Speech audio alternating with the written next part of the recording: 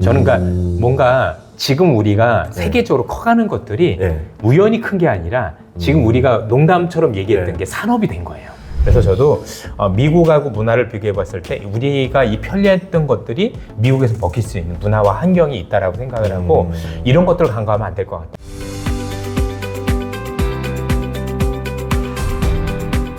지금 미국 시총 순위 보면은 AI 기업들이 다 시총 요새 잘 나가잖아요. 그러면 보실 때 AI 쪽이 조금 더 갈 거라 보시는 거죠? 그렇습니다.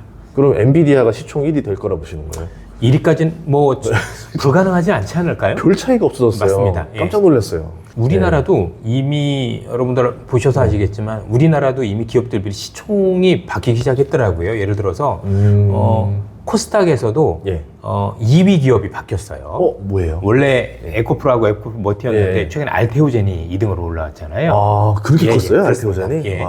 알테오젠이 2등에 일단 최근에 바뀌기 시작을 했어요. 뭔가 나름대로 지형 변화가 일어나면 그 기업들이 되게 좋아지는 어떤 모습들이 많이 보이잖아요. 그래서 저는 제약 바이오 안에서도 뭔가 유의미하고 있는 기업들이 많이 나오고 있는 것 같아요.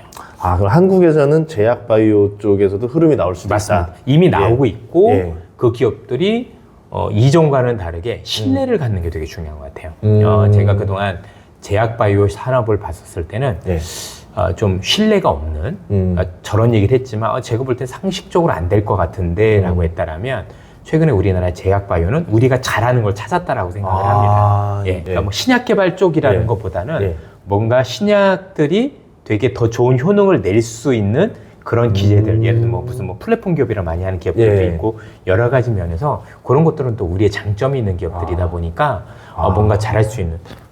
지난해 그때는 우리 기억하시겠지만 의료기기가 또 되게 괜찮았었던 거잖아요. 잘 나왔죠. 클래시스로 대표되는. 맞습니다. 왜냐면 이제 우리나라가 제조업은 되게 잘하는 것도 있고 또 이제 많은 분들이 잘 아시겠지만 기본적으로 우리나라 피부 이 미용과 관련해서 거의 세계 1위잖아요. 그렇죠? 세계 미용 제일 잘하는 데가 성형 잘하는 데가 미국, 한국, 브라질 정도로 알고 있는데 브라질은 부위가 다르죠. 미국은 제가 이런 가슴으로 알고 있고 한국은 피부였어요. 그래서 피부와 관련해서는 한국이 거의 세계 탑이다 라는 게 있었고 그리고 이게 화장품으로 연결된 거 의미가 있다라고 봐요. 미국인이 어떻게 알고 이런 중저가 화장품들을 찾았지? 그리고 많은 여성분들 아마 동감하시겠지만 보통 여성분들 쓰시는 것만 쓰는 걸로 저는 알고 있는데 그걸 선택했다라는 얘기는 사실은 거기에 대한 품질이라든가 이런 거에 대해서 뭔가 신뢰를 가지기 시작했다라는 건데 그게 과연 일회성일 거냐에 대한 고민이 저는 충분히 있습니다. 그래서 이것도 결국 작은 산업은 아닐 거다. 물론 이제 화장이라는 건 트렌드 자체가 있는 것도 맞는 것 같고 또 최근에 이런 얘기도 하잖아요. 흔히 그래서 선크림. 선크림 보니까 한국인이 세계 1위더구만요. 다른 게 그죠? 그러니까 유럽 애들은 원래 선크림 안 바르잖아요. 오히려 많이 타더라고요. 일부러 태우는 문화죠. 그쪽은. 근데 이제 최근에 이제 인식이 달라진 게 태우는 것 때문에 문제가 아니라 피부암 때문에 사실 이게 건강상의 문제들이 대두가 됐는데 글로벌적으로 사실 선크림 제대로 발달한 나라 한국이 유일하다 보니 저는 그러니까 뭔가 지금 우리가 세계적으로 커가는 것들이 우연히 큰 게 아니라 지금 우리가 농담처럼 얘기했던 게 산업이 된 거예요. 중국적으로 보면. 그렇게까지 피부 관리를 열심히 하는 민족이 어디 있겠어요? 없죠. 그죠? 그리고 이제 제가 얼마 전에 재밌었던 일도 뭐냐면 예를 들어서 미국 같은 경우는요. 안경 하나, 우리 보통 노안이면 돋보기라는 것도 쓰는데 돋보기 하나 사려면 한 달 걸려요. 이게 안과를 꼭 가야 돼요. 안과를 가고 처방을 받고 이래야 돼. 우리는 그냥 아무 데나 가면 바로 되잖아요. 그렇죠.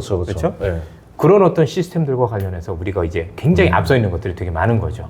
그래서 우리가 획기적으로 뭔가 할 수 있는 것들이 되게 많다. 그래서 저는 우리가 지금 별것도 아닌 것처럼 생각했는데 우리는 되게 편리하게 발전했던 것들이 해외 쪽에서 되게 좋아하는 산업으로 발전하는 것들이 하나둘씩 나오는 거고 그게 기존에 내수였는데 그 수출이라는 이름으로 바뀌면서 사이즈가 커져가는 것들 되게 저는 중요하다고 생각을 합니다. 예전에는 성형외과 관련 피부과 그러다가 안과도 지금 관련주가 되는 거예요? 안과도 되지만 그거보다는 저는 피부 관련해서는 좀 이제 오히려 어떻게 보면 화장품이 먼저 나갔어야 되는데 일단 화장품보다는 이제는 기계가 먼저 나갔던 거지만 아마 제가 이 안과를 왜 들이댔냐면 미국에서 여러분들 아시겠지만 피부과 가서 그러니까 우리나라는 피부과가 바로 옆에 있어요. 다 쭉 해서 저도 이제 피부과 원장님도 정말 많이 하는데 언제나 가면 내가 돈만 있으면 시술을 받을 수 있죠. 근데 미국이라는 나라는 서양이라는 나라는 유럽이라는 나라는 피부과를 함부로 갈 수가 없어요. 예약 잡기도 어렵고 그럼 어떻게 될까요? 그러면 가정용 어떤 미용기기가 되게 발달할 수 있지 않을까? 우리야 안 가, 피부과만 가면 충분히 내가 할 수 있으니 굳이 내가 이런 거 할 필요가 없지만 미국이라는 나라는 다르잖아요. 그죠? 집에서 헬멧 쓰고 그거 그런 것들과 관련한 이런 어떤 가정용 미용기기들이 의외로 제가 볼 때는 의외로 가능성이 있다라고 생각을 해본 거예요. 그러니까 아까 얘기했던 그 안경의 얘기는 뭐였냐면 결국 병원에 대한 적극성을 말씀드려 준 거예요. 나는 딱 가서 그냥 우리가 요 옆에 있는 안경점에서 돋보기를 바로 살 수 있는데 우리 검안기도 있고 거기에 그렇게 있는데 미국은 그게 안 되지 않습니까? 그럼 피부도 마찬가지인 거죠. 시술을 받는다는 게 참 어려운 국가인데, 그죠? 그래서 집에서 이렇게 쓰는 거는 되게 쉽고요. 이분들도 니즈는 있을 텐데, 우린 미용 피부과 가면 되는 거지만 그분들은 그게 어려우니 오히려 우리보다 더 이런 것들이 클 수 있는 환경이 조성되지 않을까라고 저 개인적으로 생각을 해보는 겁니다. 예전에 얘기해 줬을 때 그때 LG생활건강도 그때 정말 주가 얼마 안 할 때 픽을 하셨잖아요. 맞아요. 그 관점에서 보니까 좀 LG생활건강 주식이 다시 또 반등하고 있거든요. 그건 어떻게 보시는 거예요? 그거보다 이제 기계를 하는 애들이 맞겠죠. 그러니까 지금 이제 되게 심플한 게 이번에 터진 데가 미국이 좋아진 거고 그러면 지금 미국이 별로 없었는데 미국 비중이 늘어나는 기업들이 앞으로 더 올라가겠죠. 미국 향을 봐야 된다?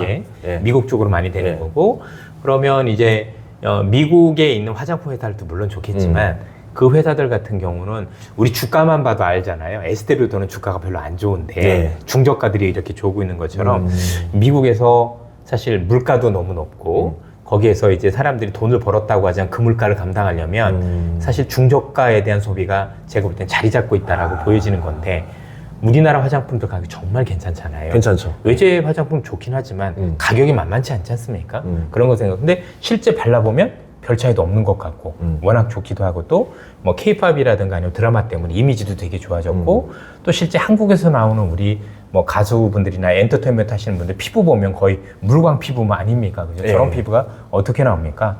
정말 재밌는 게 우리 제가 소장님도 그러실 것 같은데 해외 나가면 해외에 있는 친구들이 우리나라 40, 50대 분들 나이를 못 맞춰요.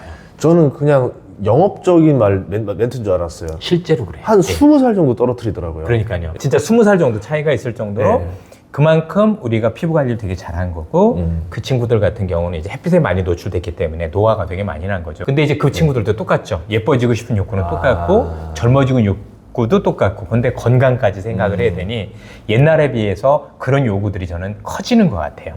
오죽해서 미국 같은 경우 예를 들어서 이 얼굴에 바른 선크림 같은 경우는 학생들이 못 들고 다닐 정도로 이렇게 법으로 의약품으로 이렇게 규제가 돼 있나 보죠. 나름대로.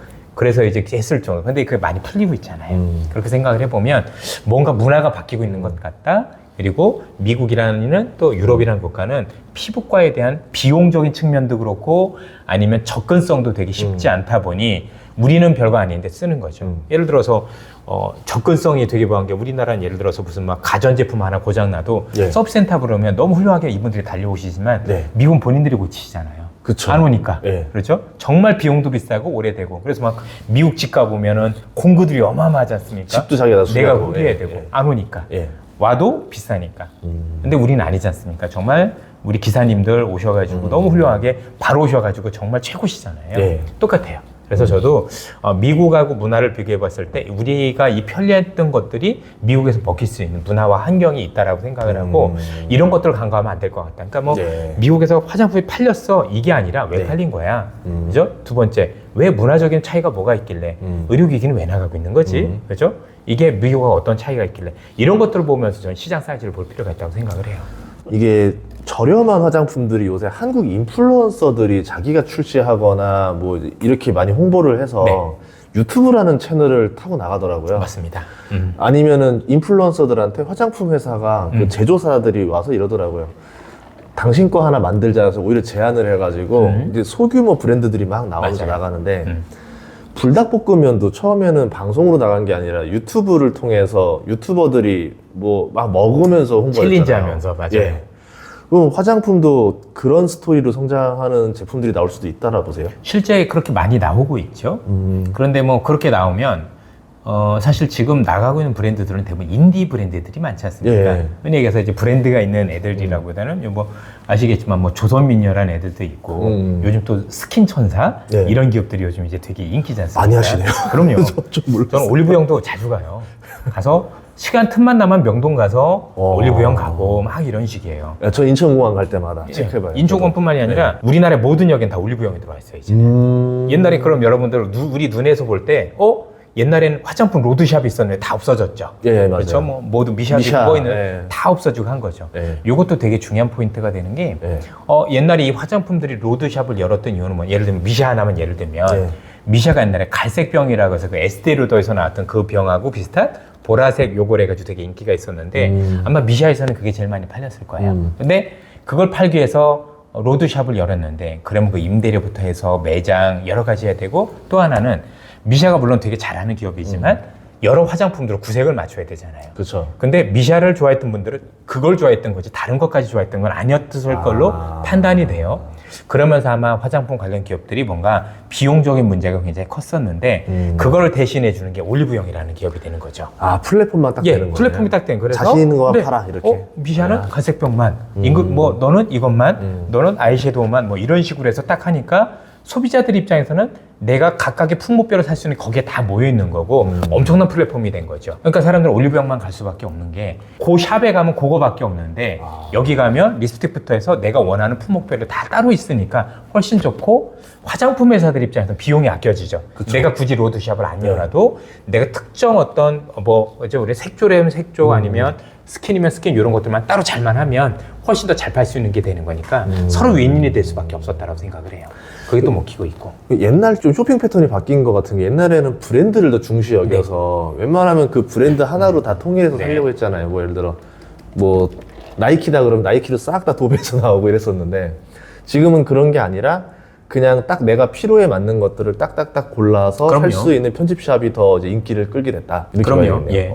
그리고 편집샵은 우리나라에 하나밖에 없는 거죠, 이제는. 예. 그러면서 모든 것들이. 그리고 많은 분들이 아시겠지만 홍대가 됐든 명동이 됐든 보면 진짜 외국인들이 바글바글하죠. 맞아요. 오셔가지고 예. 여기 가면 그거 하는 거래라고 얘기를 했을 거고 마치 우리가 일본에 돈키호테가 있다면 한국에는 올리브영이 있어. 이런 식으로. 거긴 꼭 가야 돼. 거기 가면 모든 게 있어. 이게 변한 거죠. 저는 원래 이 생각도 해봤거든요. 올리브영이 수출될 수도 있을까 생각해봤는데 뭐 예를 들어 뭐 뉴욕점, 뭐 샌프란시스코점 이렇게 그렇게는 어렵다 보세요. 할 수 있는데 본인들이 안 하고 있더라고요. 할 수 있는데 본인들이 안 하고 있다. 왜 그런지 모르겠는데 만약에 한다라면 더 가능성이 있을 것 같아요. 그러니까 뭐 방콕점 이렇게 충분히 가능하다라고 보는데 예. 본인들이 안 하고 있으니 뭐 그건 나중에 얼마나 할 건지. 근데 그게 아니어도 그것만 가지고도 이익이 많이 늘어났던 것 같아요. 예. 어쨌든 우리는 이게 뭐 추천하기는 그런 변화를 보자라는 얘기죠. 옛날에 화장품은 이렇게 팔았는데 요즘은 이렇게 팔면서 화장품 업체도 좋아지고 이 로드샵들도 굉장히 그죠? 한 군데 집중되어 있지만 여러 제품들 같이 가는 거 되게 좋겠구나. 그리고 해서 그 샵에 가보면 지금 뭐가 잘 팔리는지 아까 했던 뭐 스킨천사라든가 조선면이라든가 많은 기업들이 있잖아요. 그죠? 그리고 이제 뒤집어 보는 거죠. 여기는 어디가 만들어주지?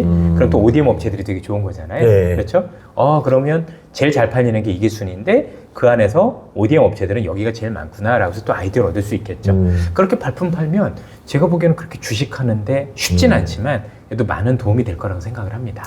예, 알겠습니다. 보고서 보면 좀 늦어요. 결국은 답은 현장에 있다. 눈이 더 빨라요. 눈이 한 분기 이상 빨라요. 그리고 기다려주면 보고서를 알아서 올려주겠죠. 거기는 이제 숫자나 할 거니까 예. 거기다 팔고 나면 되겠죠.